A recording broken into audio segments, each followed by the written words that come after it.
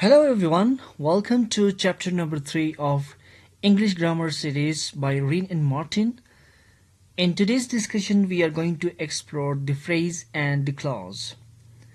As you better remember in our previous discussion which said that when words are joined together they give complete meaning, we call them a sentence. But here is another context, another situation. Consider if I say some words or groups of words without giving any prior context. If I just tell you in a corner, so what does that mean? So you understand something that I'm saying something in a corner, but it does not give complete sense. So when words are joined together in a way that their meaning is not complete, they do not give complete sense, so we call them phrase. Now, phrase can be part of a sentence, right? It is the fragment of a sentence. When we add something more to it, it gives complete meaning. Without just, just a phrase itself is not giving any complete meaning. So for completing the meaning, we need to add some more information, or maybe the person is already familiar with the context. In that case, we can say that that can be a sentence. But if I am just telling that part of the sentence which is phrase, you will not understand anything. So examine the words, group of words in a corner. It makes sense but not complete sense. Now see, in a corner means something related to the corner, but we do not understand this fully. So it means that such group of words which makes sense but not complete sense is called a phrase. So phrases are groups of words which do not give complete meaning. They are part of any sentence. If they are written or spoken alone, they do not give complete meaning. So in the below sentences, let's see, the sun rises in the east. The italic words are phrases here. In the east, what if I say or I tell you this just information that in the east? So do you get any idea? Can you understand anything from that? So without previous knowledge, without giving much explanation or something in addition, the phrases, they do not give complete meaning. Here, Humpty Dumpty sat on a wall. So on a wall, this is the phrase. There came a giant to my door. So this is again a phrase.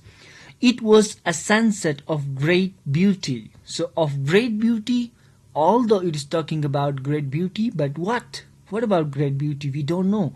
So it was a sunset of great beauty. So it means this is complete sentence, but only the italicized part is a phrase. The tops of the mountains were covered with snow. So here, the of the mountains. Show me how to do it. Right? To do it is your phrase. Examine the words of a group of words in italic in the following sentences. He has a chain of gold. Of gold is your phrase. And then he has a chain which is made of gold. We recognize the first group of words as phrase because it is not giving complete meaning. The second group of words, unlike phrase of gold, contains a subject which and a predicate is made of gold. So here we can see that although there is a sentence, in that sentence we have one subject and that subject has got its own predicate. So it means that this is a clause. So we will explore what is clause. Such a group of words which forms part of sentence and contains a subject and a predicate is called a clause. Now this is very simple. Now see, sentence is a combination of words which gives complete meaning. So inside a sentence we may see clauses, one clause or two or more clauses.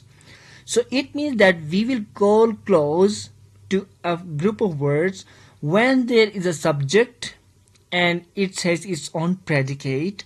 We will call that as clause. subject and predicate. For making clause, we must have a subject and a predicate. So it means that a clause can be inside a sentence, like we have here. He has a chain which is made of gold. He has a chain. This is one clause. Which is made of gold. Here, which is the subject, is made of gold means predicate. So here there is one subject, but we have got two clauses. So clause must have a subject and its own predicate. So let's explore some more examples of clause. In the following sentences, the group of words in italics are clauses. Now, people who pay their debts are trusted. People who pay their debts are trusted. Who pay their debts are trusted. So now see, this is a subject and it has got its own predicate. So we can say that this is an example of clause. We cannot start while it is raining. So while it is raining is again a clause here. It has got two clauses. I think that you have made a mistake. That you have made a mistake is your another clause. I think is different clause. And then you is subject, have made a mistake. You have made a mistake. So you can see subject and predicate. So it means there is a clause. So this is all about subject and this is all about phrase and clause. Just remember that in a sentence there can be one or more clauses. So phrase is also part of sentence which gives meanings with sentence, but it does not give complete meaning without any information. Thank you so much. If you have some questions, then let me know in the comment sections.